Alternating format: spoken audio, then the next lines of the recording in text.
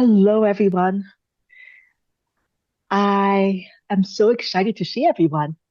Eric is getting things set up. And if you don't know me, my name's Roxy. So I'm just going to share celebration while we wait to get started. And what is my celebration? Ah, this is a vulnerable celebration. I spent the weekend at a retreat for queer folks. And it was a retreat that was only queer folks. And somebody said at the retreat, I have never been in a room with this many they, them pronouns and this many people who were trans.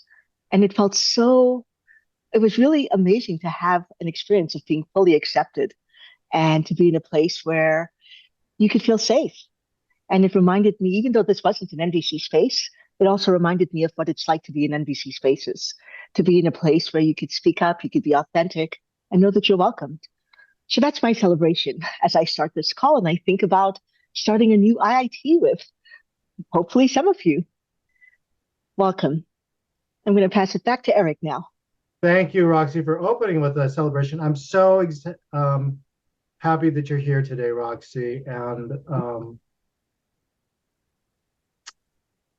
we're streaming, just to remind everybody, we are streaming live to Facebook right now, and this recording will be used for social media and promotional purposes. So your image, your likeness, your voice will be used if you're here on the Zoom call today. So just be mindful of what you want to share and how you want to participate here today.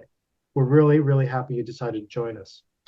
My name is Eric Wong. I'm a certified trainer with the Center for Nonviolent Communication. I'm a co-organizer here of the International Intensive Training happening here in May with... Hello, I'm Sean Specht, and I am a candidate for certification with the Center for Nonviolent Communication. I'm so happy to be here and see all of your faces. Thank you, Sean. And I'm excited to be here with Dr. Roxy Manning. Yeah, so Roxy, I'm so happy you're here. I'm hoping we will have the 9 days together, and I'm hoping you actually get to talk about all the great work you're doing with your podcast and the classes you're running as well. So why don't I hand it over to you to start taking some questions, and we'll go from there. So thanks, Roxy. You're welcome, Eric, and thank you, Eric and Sean, for organizing an event of this size. It would never happen without them, so I'm always grateful. So this is a Q&A, and I love Q&As, and you get to ask me anything. One of the things I love modeling when people ask me questions is I'm really good at setting needs-based boundaries. So if I don't want to answer it, I'm going to let you know in a way that's really connected to my needs and without any judgment. So it's part of living this work together that we'll be doing at the IIT. But one of the things I always tell people at Q&As is that people tend to be really shy about asking questions at the beginning. And then at the end, it's like everyone has a question and there's not enough time. So if you have even a little bit of a question, go ahead and ask. If you want to ask a question, but you don't want to say it out loud, feel free to put it into the chat and I will read the question without reading your name so that you can get an answer as well. And thank you, Colleen, for jumping right off. Thanks. I actually have two questions. One is there any kind of theme to the topics that you're thinking of covering in the IIT, or are you just going to kind of let it morph the way it as it emerges? It's kind of both. So one of the things if we did at the IIT is if we brought in trainers with very different backgrounds. And so there isn't like sometimes there's been an education IIT or a power and privilege IIT, and this is not one of those. But we have trainers who specialize in parenting, trainers, like I do a lot of work around organizations and diversity. There's another trainer who does a lot around grief and healing and social justice work. And so our intention is to be super responsive. I am 100% sure, just because it's where my passion is, that I will be talking about diversity, equity, how to think about these issues from an NVC perspective. And then we always ask the participants, what do you want to know? Like on the first day, you'll be telling us what you want to know. And then we'll make sure that we offer sessions that cover that as well.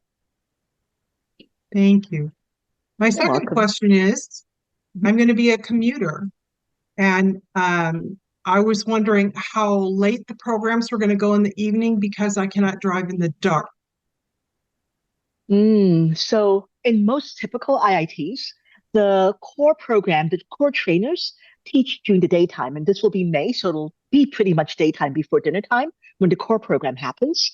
And then in the evening program, candidates, participants, other trainers who might be present are invited to teach.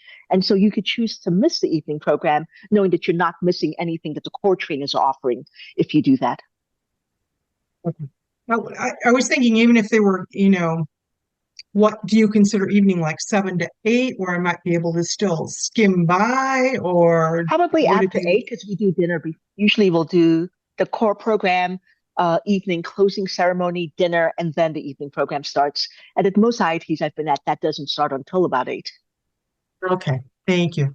And You're at that welcome. time in California, probably sunset is around 8 o'clock in the evening. So, yeah.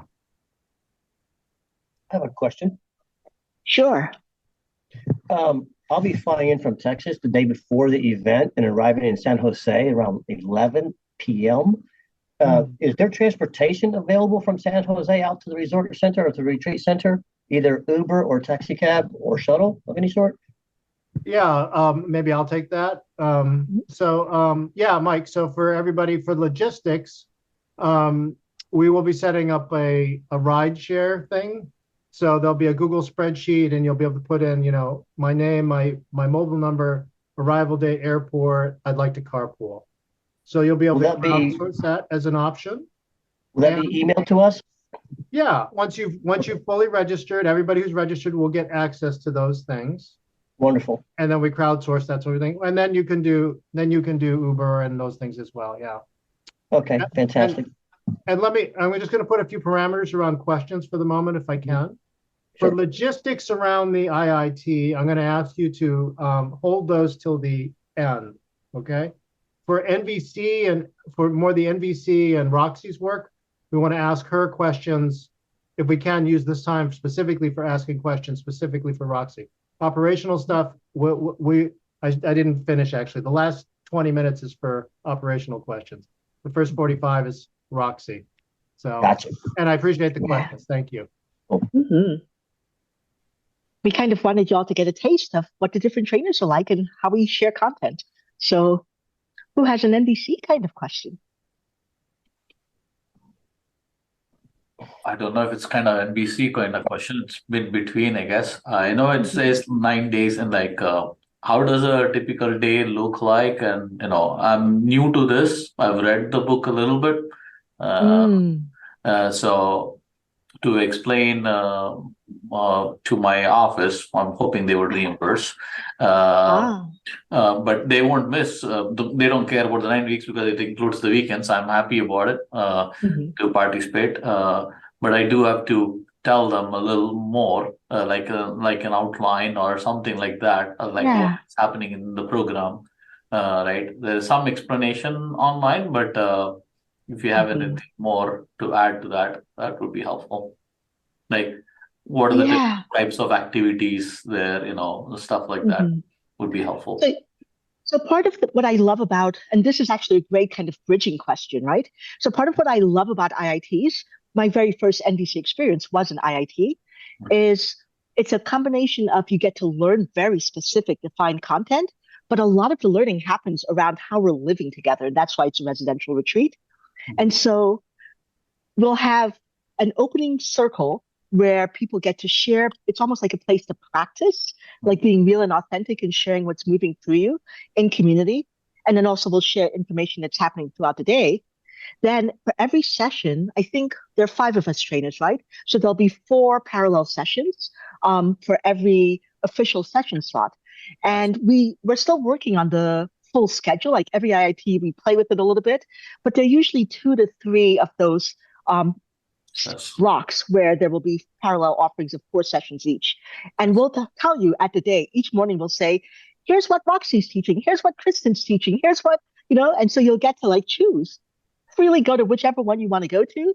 If you go and you decide, what Roxy's teaching is not jiving for me, you can leave and just go to somebody else's, and that's completely welcome and fine.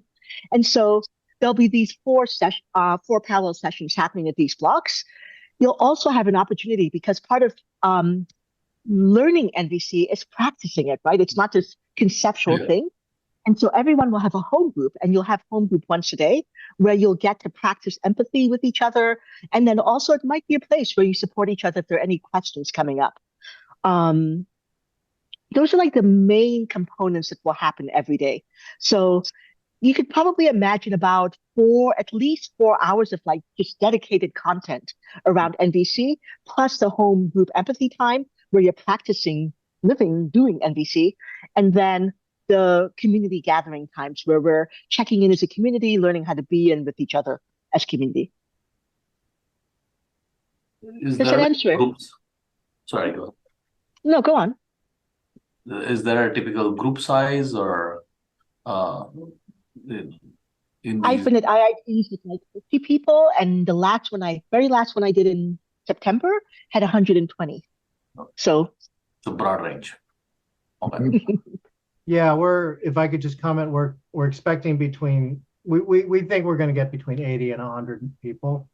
Your home groups will be 4 to 6 people, probably 4 to 5 people, and class sizes will just vary. So some of them will be 5 people, most of them will be 15 to 25 people, and some of them will be 50 people for those individual sessions. A question? I have a question. Will it be addressed to those of us who are participating how we can integrate what we learn in our close relationships with those who have not had this training? How do you integrate yourself into the lives, or how do you integrate this training into your life with those who have not had it? I love this question, Mike. And yes, we almost always have a kind of going home, what do you do kind of question. What do you do now, right? Yeah. But I'll say that when I went to my first IIT, as you can imagine, I was like super fired up. This is amazing. I'm going to make everyone do this work. And every single person in my life was like, you're talking like a robot and you're doing that thing again. Stop it. And so part of what we're working on is how not to do that, right? And one of the best things that I tell people, even like kind of going above your question, is when you start learning NVC, it's really tempted. Like what people often do is we want to learn NVC not just because you want to learn NVC. Very few people are like, NVC sounds cool. I'm just going to learn it just for the sake of it.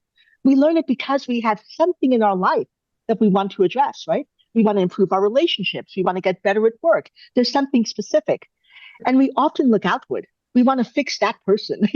I want my partner to listen to me more. I want my employees to be more conscious, whatever it is. And so one invitation we have is that NVC is an internal practice. When you start to learn NVC for that first year, it's not about what you try to get the other person to do. It's around catching yourself, noticing your thoughts, and being with them, giving yourself empathy. And once you have that skill, then you start to use it with everyone else in your life. So that's one of the things I would tell you in that session, right? Like there's just a temptation to try to like NVC everyone in your life. Yes, Focus to on fix. yourself. Yeah, Yes. I got you. That's great. Yeah, thank you. You're welcome. I have another question, if I may. And I actually want to have you pause. Oh, yes. Yeah, I love that you have questions, but please, some people are often a little bit slow to like kind of jump in. And so I always want to slow it down and say, let's create a pause so that anyone else who's waiting for that pause can take their hand. Absolutely. There's a question. Anuva, did you want to ask your question? Oh, sorry, is that? Sorry, Anuva was asking. Anuva N. Sorry. Yeah, I think it's a Huba with an H. I just wanted to introduce myself, and I've done an IIT before. However, was back in 2005, and at that time, being exposed to Marsha Rosenberg's work changed my life. And so I'm at another juncture in my life where, and the last time I participated in an event was in 2012 in Loveland, with Susan Skye was one of the leaders, and it too was quite remarkable. And so my question is, are the breakout groups, will they be classified by beginner, intermediate, advanced? Can you flow in and out of all of those? And like, I consider myself a beginner again, even though I've had the experience. And what we do, I can answer this. This is a great question. We know that there is that range of people coming, right? People who have just I opened the book on the plane to my first IIT. And then there are the people who are certified trainers who are coming. So there's a huge range of experience in the room. We will always have, at least for the first 3 days, we offer sessions, and we will tell you, these are sessions that we're calling the fundamentals track. And we don't say that it's only for beginners. It's for somebody who's new to NVC. We'll really encourage you to go to those sessions. But it's also like a lot of certified trainers go to those sessions because they're like, I want to see how Roxy teaches beginners about this concept. So the fundamentals track will be very clearly named.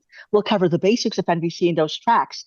After those first 3 or so days, most people are kind of like very interested about specific topics. So someone will say, I want to learn about this with parenting or couples or in the workplace.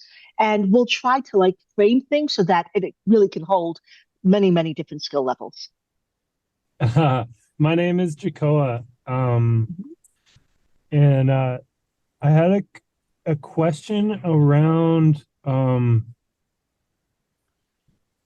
I own a construction company, and we're up in Canada, and we do prefab, and there's obviously the need in construction for this type of dialogue, and I can see it.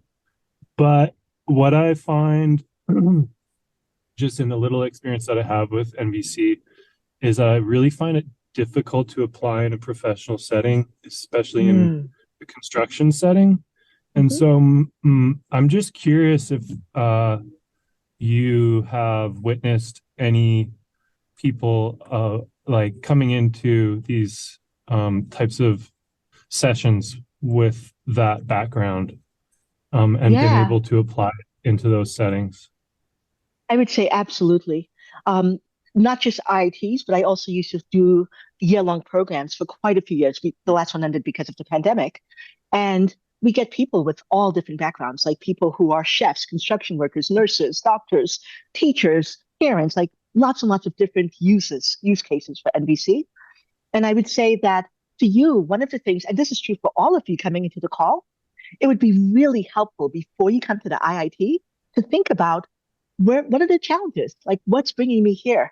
So in your case, I might guess there could be something like, what do I do when there's a conflict or a disagreement with the client about something that we already agreed upon? They're trying to change all of the specs at the last minute. They don't want to pay extra for it. How do I have a conversation with this person so that they feel heard, but I also honor myself and don't end up doing something that, will hurt my business or hurt my sustainability? And so thinking really like the more specific you can get about the kinds of challenges you have, the more we as trainers can really work with you on how do you apply NVC to that case. And so I'd say come. There's so many different uses I can think of for this in the construction industry. Okay, wonderful. Yeah, thanks. Yeah, so I guess you're saying it's very applicable, but but I'm not necessarily hearing that you've seen people come from a construction background. I'm actually trying to think about if I know, because I want to be super authentic. Like, do I know? I'm not sure that I remember somebody that I could say, yes, there was this person who was from construction, but I can definitely say there were people from skilled trades. I just wouldn't know for sure that it was construction, right? I remember one person who, but my memory is something like more like building furniture rather than building homes. Wonderful. Yeah, thank you so much. Hey, Roxy. Jeff. Hi, this is Jeff. I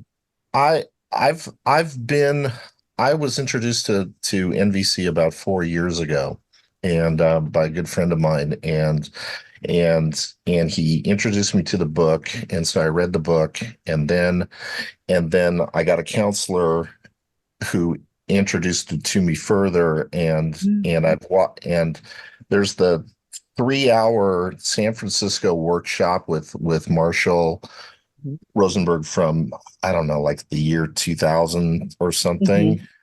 And I've watched that 7 times over the course of the last several years or so. And then I've also read the book Speaking Peace as well.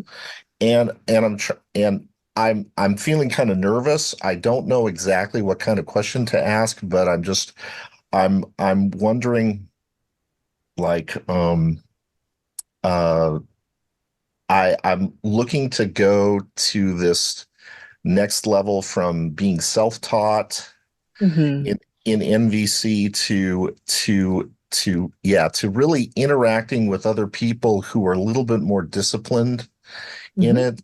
And I got a ton of questions from all the stuff that Marshall Rosenberg's covered, and there are things that are I've discovered things that are pitfalls in it that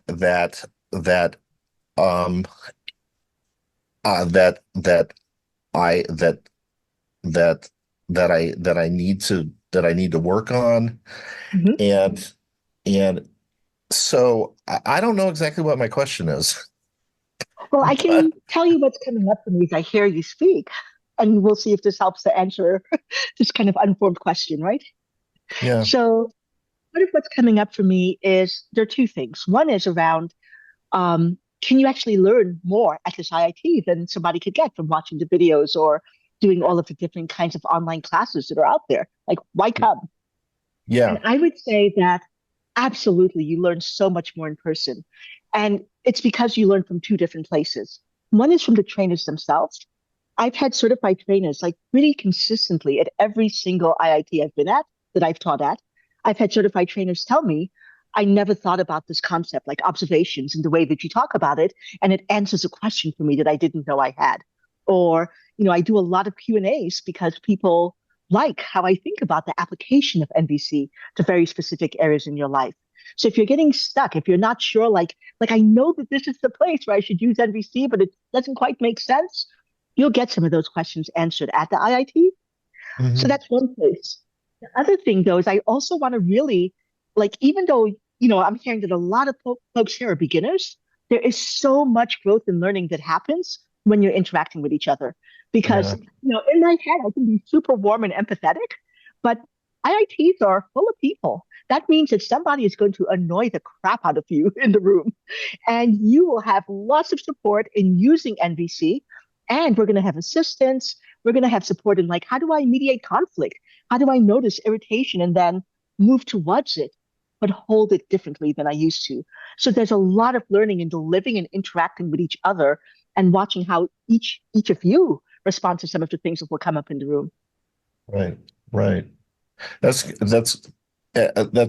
really good. Yes, I need that kind of interactive, just live interaction with people who are doing the exact same thing. And one of the things that you mentioned at the beginning of it was the introduction, and with the idea of transgender, and I've got a real problem with that. And so and one of the things that I'd like to be able to do is apply NVC to the issue of transgender and to try to understand it better. And that's really important. I'll be frank, and I don't necessarily want to dive deep into this right in this moment, although this is the kind of conversation I would have at the IIT. But one of the things that's really important for me as a trainer in this space is to really make it a welcoming space.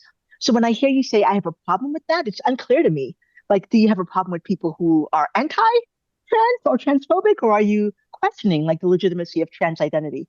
And for me, it's like, we don't question anyone's identity at the retreat, but if you have stuff coming up, it's actually a super safe space to say, hey, is there an assistant who can sit with me and talk through this and help me understand it, but doing it in a way that doesn't then create an uncomfortable, unwelcoming environment for someone else? So there's space to explore that questioning or any kind of resistance to the ideas, but we'll really work with you on how to do it in a way that really makes sure that everyone knows that they're welcome. Yeah, the thing that I have a problem with it is with respect to the ideology that's underlying it. And one of the things that I'm going to pause you. I'm going to pause you because I don't want to jump into it right now because it's definitely outside the scope of this call. All I want you to know is that it's the kind of conversation I am up for, but especially for the 15 minutes we have left, that will be the whole call. So I'm going to not go there right now. Okay. Yeah, I won't go there. The one thing that I have discovered is that the 4 steps of NVC, the observations, facts, the feelings, the needs, and then the solutions. One of the things that I've discovered is that if it's impossible to agree on facts in the beginning, that it's very difficult to get NVC to work. If this is what you're going to learn at the retreat, because I don't agree. I don't agree. And so there are definitely strategies that we can do when we don't have to agree to have NVC work and be effective. And that's some of the things we'll talk about and learn at the IIT. Okay. Yeah, great one. Yeah. I also saw that Mike put a question into the chat. Darn. Well, I'm saying Mike because I already said your name in the past, even though I said I would not read names for people who put things into the chat. So the question is it possible to learn to integrate NVC into internal therapeutic dialogue with oneself? And there was already a response to that question. And absolutely. As a psychologist, it's, some of the things that we do. The IIT is not a therapeutic space. Like our goal is not to do therapy with people, but it's definitely something that there are lots of therapists who are integrating NVC and using it for very specific modalities within therapy. What other questions do y'all have? There are a lot of questions about the content of what's going to happen, which makes sense, right? This is the first Ask the Trainer call, so there's a lot of well, what's going to happen at this event? But I'm also curious, what questions do you have about what I teach? And yeah.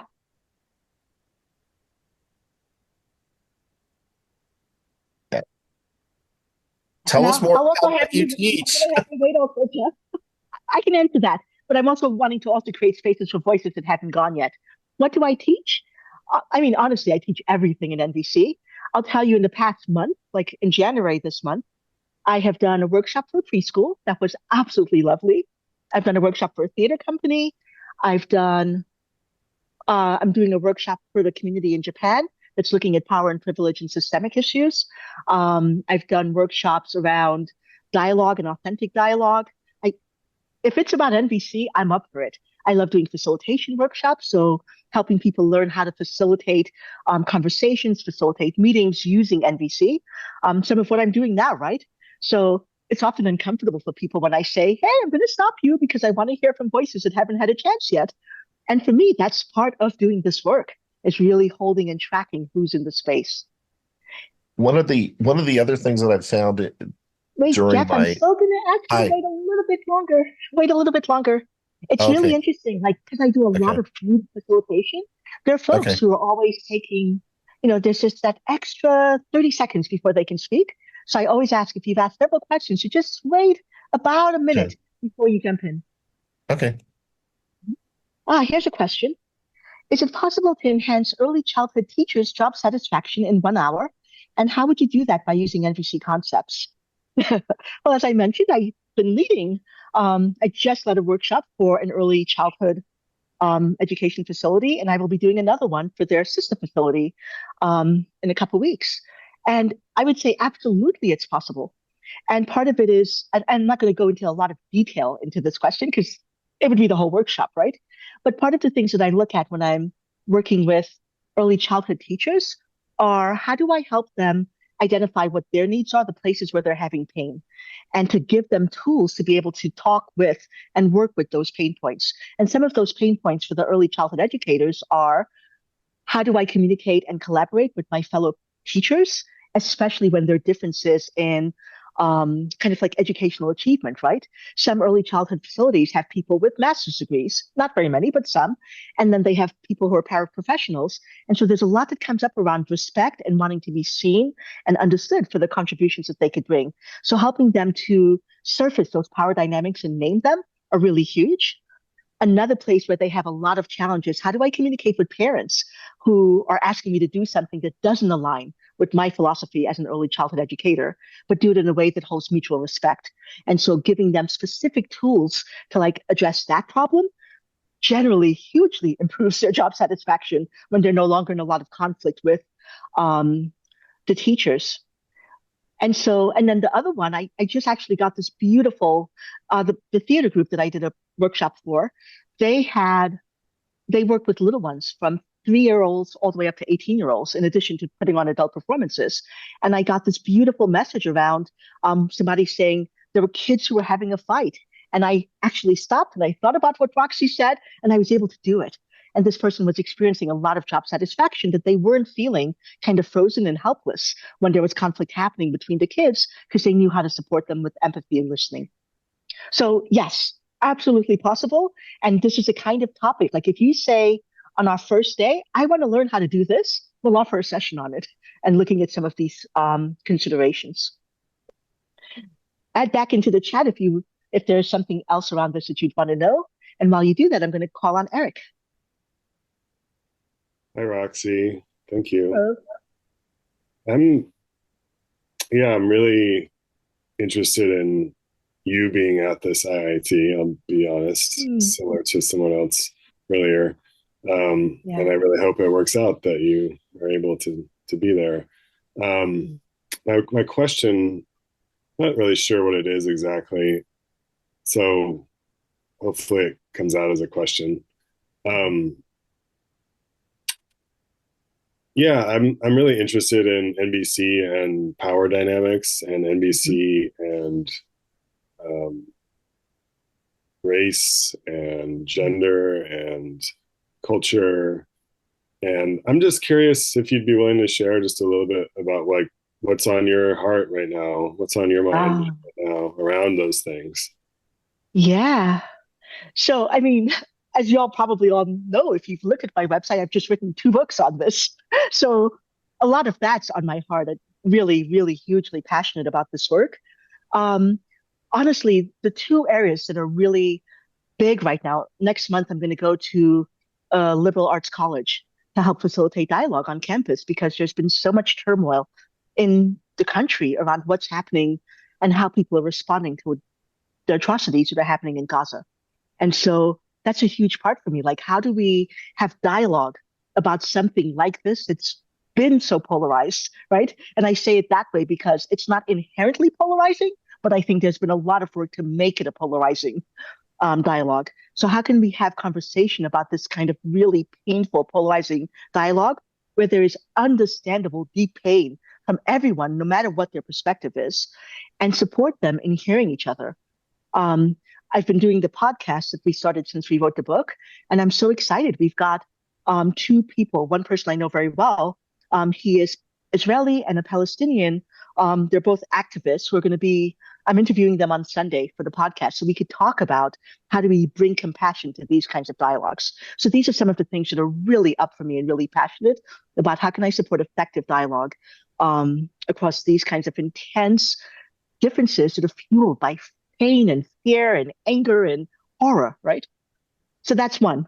And then the second one is around, and it might be coming out of just having attended this retreat. Intersectionality.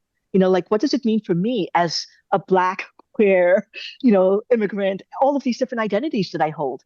And how do we support people in both kind of the internal work of liberating ourselves from all of the messages we get about our identities, right?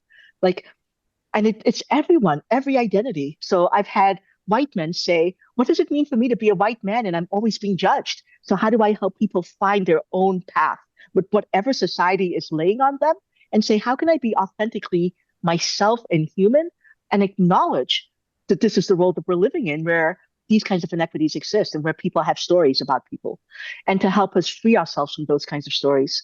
So that's my passion. Like, anybody wants to have a topic about this at the IIT, I am up for it.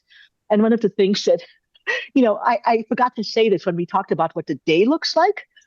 We have those official sessions, but I'm kind of known for doing a lunch or a dinner table with anybody who wants to talk about any of these more. So it becomes a little exhausting, but I will spend a lot of time with you just having some of these conversations offline that might not fit into the regular structure of the IIT. And they're so juicy and fun for me. Does that help answer that question, Eric? Yeah, it does. Thank you. I'm very interested in what you're sharing, that second piece, and especially, and yeah, thanks. Appreciate that. You're welcome. Arati. Hi, Roxy. So lovely to see you. Arati's been my student for many, many years, and it's been years since we've seen each other. Yeah. So I'm curious, in the same way that, workshops have breakouts for BIPOC, and is that going to be also happening here, like specific times for BIPOC and LGBTQ folks to be able to connect and have our own space? Absolutely. For me, it's like anybody can say. So when I teach, and I'm going to just give the context for those who have not ever attended a workshop with me. So for instance, one of the special topics, the kind of applied NVC topics that I love teaching and that often is requested at IITs is how do we respond to microaggressions? So if I'm doing a workshop on microaggressions, I try to give people the option. Do you want, like if I'm a Black person, do I want to talk about microaggressions with other white folks? Or do I actually just want to focus on the work that you're teaching me and not have to worry about receiving microaggressions as I'm doing the work? So people get to choose. Like, I would like to do this work, but I would like to request a global majority only group. I'd like to request a group that's, I'm doing this work in Japan right now, as I mentioned. Race is not big there, right? But what does come up is people say, I'd like a women's only group, or I'd like a men's only group, or I'd like a trauma group. So anytime somebody wants that kind of affinity group because you're worried about doing the work and the vulnerability that it needs, you're able to ask for it, and we'll support you in creating that. We also don't guarantee it, right? Because I've had, and it's painful, I've had people say, I'd love a queer global majority group, and there are just not enough people who share that identity on the call to make that group happen. So it's also, are there enough people who are willing to join you to make that group happen? But the request is always welcome. Thanks. Add something to that real quick. Mm-hmm. Excuse me, if you can correct me or support me here, Roxy. My understanding of doing the affinity groups is it is for specifically for support. It's for support and community and learning and self-connection and connection, so that when we come back together as a group, we will be better able, in my mind, to be together as a whole community. The intention is not to say we're separating you out and you can't be in our group. It's right. The intention is to get the support that I need, however I identify with the groups that I would really like to get support from, make those requests, hopefully get them supported, and then come back to the bigger group. Is that? Absolutely. Like an affinity group that someone might ask for is related to trauma, right? One of the sessions I love teaching at IITs is on mourning, healing, and reconciliation. And that's where we're working. If you've watched Marshall's videos, it's the healing role place. And we might be working with some pretty intense trauma. And somebody might say, I only want to be in groups with people who share trauma history because I don't want to have to worry about, is this going to be too much for you to hear? I don't want to have to worry about being received in a way that might be painful for me, like someone's questioning my experience. And so they get to ask for that. Not to say that you will necessarily do that if you're not in that group or you're a bad person, but this is what I need to be able to relax and go into that space. And then when we come back together, people choose, like, how much do I want to share or not share? And we're now one community again. So it's what supports your learning, not about dividing people from each other.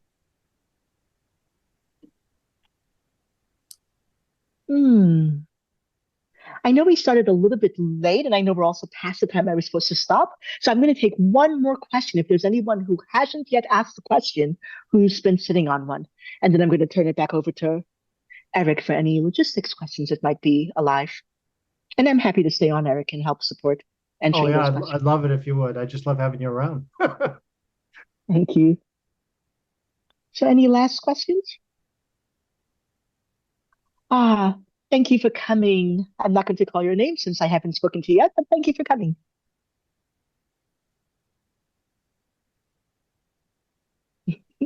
Bye-bye. Okay, I'm not seeing any questions necessarily for me, so I'm going to turn it over to you, Eric. Great. Thanks, Roxy. Thanks for those questions. Now we're going to open it up to logistics questions. I'm going to just remind you again, this whole event is being recorded. Oh, go ahead, Roxy. This isn't a logistics question, but since you mentioned financial aid, I always like to talk about the spectrum. So financial aid is available. Please apply. And if you have abundant resources, consider making donations, because the donations will go directly to the financial aid fund to help make it possible for people to attend. And so it's always so sweet for me when somebody says, hey, I'm going to pay myself and I'm going to pay $200 when somebody's room and board so that they can come. Yeah. Thank you so much for reminding me. Thank you so much, Roxy. Yeah, actually, I would say that I'm really actually excited because many of the people who have already registered have donated 10, 20% of what they've paid on top of that towards the scholarship fund. So please, if you have the means, we'd love to have you support. Thank you. Thank you for that, Roxy. Yeah. Let's see, what time does the program start on Friday? So great question. So check-in will be from 3 to 6 p.m. We'll get your materials. Hopefully you'll get to meet Roxy's and the others. All of us hopefully get to meet each other. So check-in is from 3 to 6. I certainly recommend you get there as early as possible and check in so you can kind of settle in and meet people. Dinner at 6. And then we'll have our first opening circle probably right after dinner, about 7:15. And typically we would do about 2 hours of something for the opening circle. And it's mostly settling in. We haven't figured out the exact activities yet, and it's just great to be there. And then go ahead, Roxy. I want to add, Eric, that hearing you say this, I actually want to talk with you and the trainers because it's absolutely true. We usually do the opening circle after dinner, but given that we're having commuters and especially with the concerns about driving in the dark, I actually wonder about having the opening circle before dinner and then having a kind of meeting read after. So let's talk as trainers and we'll decide that and send out the schedule when. Oh, that's great. Yeah, no, I love that. Thanks for holding more needs there. Yeah, I appreciate that, Roxy. That's great. Thank you. I have a question if I may. Go ahead, Mike. I'll be arriving, like I mentioned earlier, at the airport in San Jose the night before the event begins.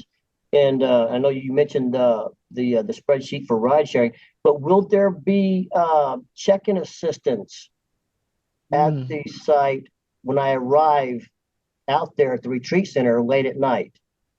Yeah, so we'll work with you on that. So either we'll let you know. So we'll give you an opportunity to let us know when you need to check in and your arrival times, and either you'll check in with us or with the center in terms of getting your room. And you'll have to pay, of course, an extra night for the room, and then also for the meals if you arrive the night before, like Thursday, and you want to stay on site and you arrive late, we'll work with you in the facility to get you in. And then if you want meals that day, we'll have to work with you in the facility to get meals for that day. I'll be arriving really late. I mean, so really I just need to get in and get settled.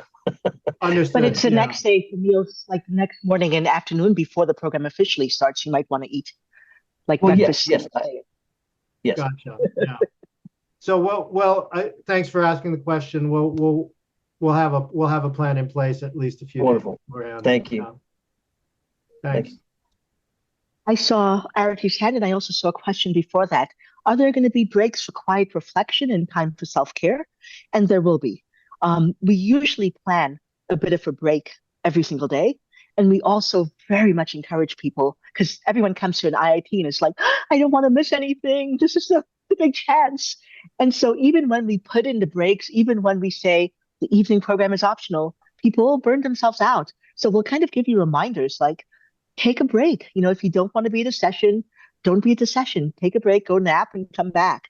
And we'll also have an extended break midway through, where people often go off-site. They go to the beach in Santa Cruz, or they just sit and meditate and walk labyrinths and things like that. So there will be breaks. Before we go, could you address Hold on, for me, Mike. Eric? Hold on, Mike. Hold on, Mike. Hold on, Mike. Go ahead. Arete, did you have a question? Yeah, thank you, Eric. So this just crossing my mind while you've been talking, so I'm trying to figure out how to formulate it. So my immune system is compromised, and I'm familiar with Mount Madonna. And I don't recall, my memory of Mount Madonna is the rooms, the meeting rooms are not all that big.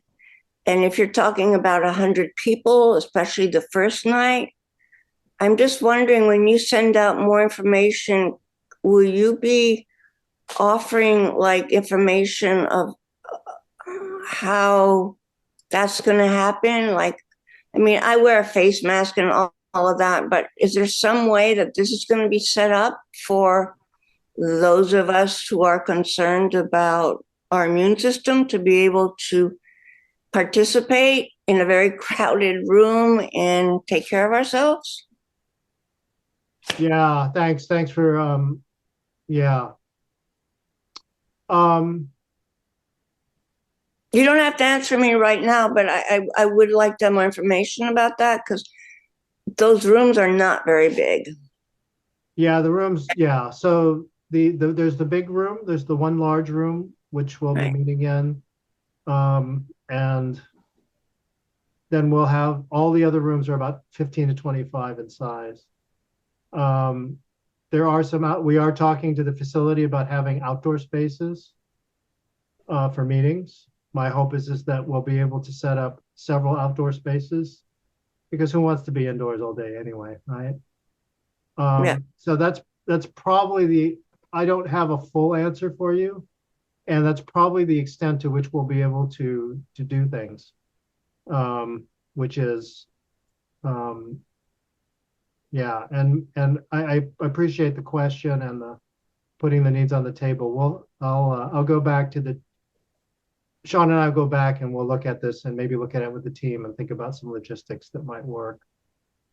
And also around the eating thing, because that eating area can also get really crowded. So anyway, I appreciate you taking all that, and I get that it's not easy to deal with. So thank you. Yeah, thanks. I appreciate your putting it because I certainly love to have you there. One of the things we do want to try to do is have eating areas outdoors. And we haven't started that part of the discussion yet. So thank you for reminding me specifically about that. Okay. Yeah. Thank you, Eric. Thank you. Yeah, thanks for putting up. So I saw Jeff and then Mike.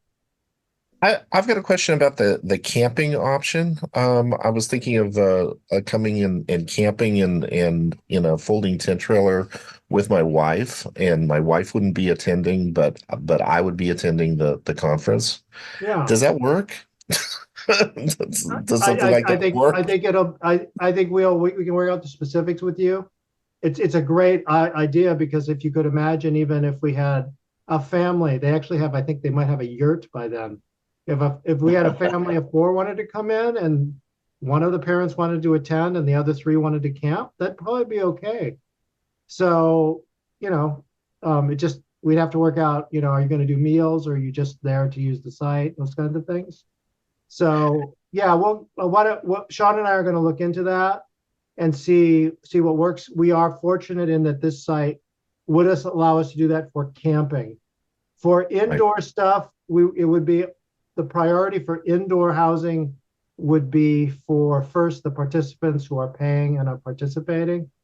And of course, we would work on things like not of course, but anyway, the point is, it's just that it's a good question. Thanks for bringing it. And if there's an option for people to come and it would help support you in coming, and this works, let us know, and we'll at least put it on the table. Let us know, and we'll look at it. Thanks for the question, Jeff. I appreciate it.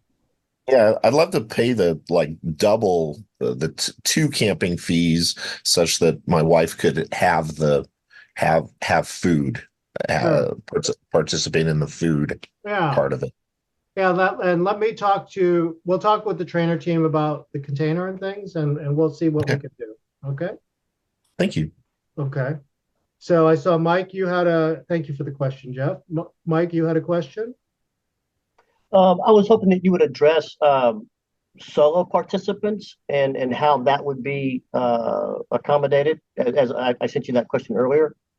I think if I remember, I'm going to try to restate. Your concern was that you're one person. You're maybe because you're new to NVC, you're new to the community.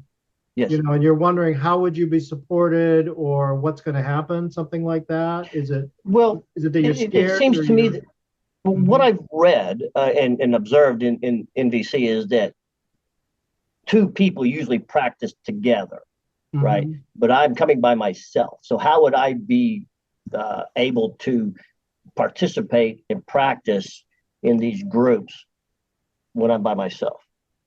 Roxy, would you mind taking this question? Yeah, absolutely. You would be surprised, actually. I think most people are coming by themselves. Like very few people come with their partners, right? Oh, okay. I see some hand waving. And even if they did, like my experience is that when people come with their partners, they usually split up and they want to practice with people who are not their partners. I get to practice with my partner all the time. And so when we make small groups, sometimes we count off, sometimes we'll say form groups of 3 or 4, but you will have a partner. Okay. And we'll also have assistants there. So if the numbers, like let's say we're doing pairs and there's an uneven number, an assistant will step in and partner with someone. So that's not an issue at all. Right. Okay, and then you will probably make some very good friends by the end of this, which is what I see usually happens. Yeah. Thanks for the question, Mike. I would by myself, and suddenly I had 40 close friends who I only talked to 2 or 3 of them now. But anyway, so yeah. Missy, did you have a question, or did you were just go ahead, Missy. Thanks for joining us. Thanks for the questions. Go ahead, Missy. Thank you, Eric. I'm reaching out, just curious about the amount of time sitting. I know that's, for me, I'm hyperactive, ADHD. And so I've done enough conferences to know that 2 days is challenging for me to sit for long periods of time. And yet I am really interested in learning and being a part of. So I was just curious if you could speak to that. I definitely can. Pretty much at every IIT I've been at, there's a lot of people doing things on the floor, right? So some of the seating is in chairs, some of it's on the floor, cushions, and there are people doing yoga, lying down, rolling around. If I'm not 100% sure of the space, but if you're local and you want to bring an exercise ball and kind of bounce in the corner, I've seen people do that at some IITs. So it's really around, like for me, this is actually such a beautiful practice of attending to your needs, noticing any judgments or shames or thoughts that come up with you about them, and then thinking of how can I attend to my needs while also holding care for the rest of the group. So if you're thinking that the only thing that helps you settle is to be really loud and do jumping jacks, then we'll have a conversation. And then that's a beautiful dialogue. Yeah. That's a great question. And if I can just add, at the Bali IIT, there was a request that every time we had a whole community meeting, every 20 minutes, there would be some movement. So every 20 minutes, either I or we would pick someone to do like 2 minutes of movement, and it just might be dancing or shaking or whatever it was in that moment. So I love it, and I hope that people will make requests for that. Great. Thank you so much for answering that, and it helps me create a visual as well. I also wanted to mention that the last time I was at Mount Madonna, they offered yoga classes as part of the community. And so I'm also, warmly wondering and curious if there's an opportunity to be doing yoga in the early mornings or in the evenings as well. Mm-hmm. That always happens.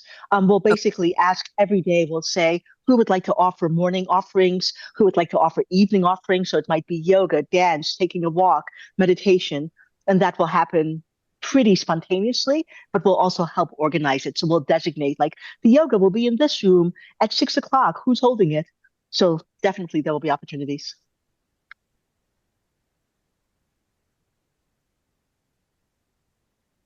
Thank you. So real quick, does double room mean two people sharing room? Yes, that means. So when you go ahead and you purchase, assuming you don't come with someone, you don't sign up with someone, we will place you with a roommate. We'll place you with a roommate. If you specify a buddy, like your partner, the other person has to also specify you. So if your partner doesn't want to room with you, you better check. You might want to check with them before you put them down. Okay. So yes, we will match you. Generally, it works out. If it doesn't, then it's an opportunity to get empathy in your home groups, but we'll work with you.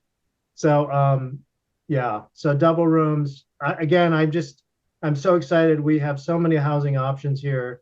We also have, tent camping, and we don't tell people this, but there's, anyway, but the point is, yeah, I'm not going to tell you that. Anyway, but there's tent camping, there's cabins, but the cabins don't all have Wi-Fi, so you can be out, and you can really be out in nature as much as you want. And frankly, I mean, you can skip some of the sessions and go hiking. So, or do your own little thing. So, I think choice, for me, NVC is all about choice. And we hope that this particular venue will give you many choices, including Roxy being there. I just want y'all to know that I really want to be there. So we are going to do our very best to try to make it possible. Yeah, no, Roxy, you've been up late and up early this morning, making sure that you can get there. Thank you so much. I know you're dedicated. All right. Oh, I'm sorry. Let me answer one other question that I missed here. When does it end on June 2nd? Now, the final plan has not been put in place. So tentatively, it looks something like you move out, you have breakfast, you move out, we do and then we have a closing circle. This is generally what it might look like. And I don't remember the exact schedule. And the closing circle might be something from like 10 to 12, and then there's lunch, and then we're done officially as a group. We have lunch, and then people will slowly, tortuously leave because they don't want to leave each other for the next several hours. So that's generally what Sunday is going to look like. I personally think if you're leaving out of SFO, San Francisco Airport, or San Jose, you want to have a later afternoon flight just to give yourself time to just have carpools, enjoy the company of your friends for a little bit longer, that kind of thing, just so you're not rushed. So later in the afternoon, if you're flying, and even maybe early evening, that's just my thinking. So, okay, so I think we're going to close this out. The recordings will be made available somehow, and we'll be in touch. You have our email addresses, and we're going to actually I'll make my phone number and cell phone number available for you, so you can message me or text me via WhatsApp, text message, or call me. If you've got any immediate questions, otherwise email is great. Sean and I are monitoring the email every second of every day, so we will try to respond to you quickly. Right, Sean? Yes, we're conscious. I do want to add, though, that it's really helpful to know what time zone you're in, because when you invite people to call you, I, as an organizer, have gotten calls at very odd times when people assume that I'm on the time zone that they're on. So, yeah, thanks. I am in the Pacific time zone. I'm in California. And what I do is I turn off my phone, or and you should text me to say, "Hey, this is Roxy. Pick up the phone, please." When you see me call, that's always a good idea, because if I don't answer calls from numbers I don't know. So that's probably something I should have said too. So thanks for that, guys, Roxy.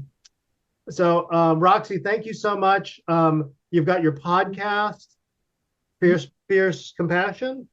Yeah. If you haven't heard the podcast, you can go listen to season 1's episodes, and our season 2 episode is going to drop in 2 Mondays with an interview with one of our local politicians, a queer nurse who, if she gets elected, will be the first Black queer elected official in California, believe it or not, which is mind-boggling to me that we have not had one yet. So exciting. Yeah. but yeah, and I also want to point out that you'll be doing some more Ask the Trainer calls with some of the other trainers. So come Absolutely. ask them questions, and yeah. We do. We have 4 more calls. We have Aya Caspi coming up. She'll be in Southern California. Message me if you're interested in meeting her in February. We've got David Weinstock, Liminal Somatics. We've got Rodrigo Suarez from Mexico City. So excited to spend time with him. And Kristin Masters, the great Kristin Masters from Santa Cruz. We're really excited. 4 more events. Early Birds ends soon. So message your friends and your enemies. They need to be here. You don't have any enemies, but message them, okay? Great. Sean, thanks for all your support. Thanks for being here. And yeah, thanks, Roxy. Thanks, everybody. You want to make some noise? Unmute, make some noise. We'd love to see you next time. Thank you. Thanks all for coming. Thank you. Thank you, everyone. Good night. Good night.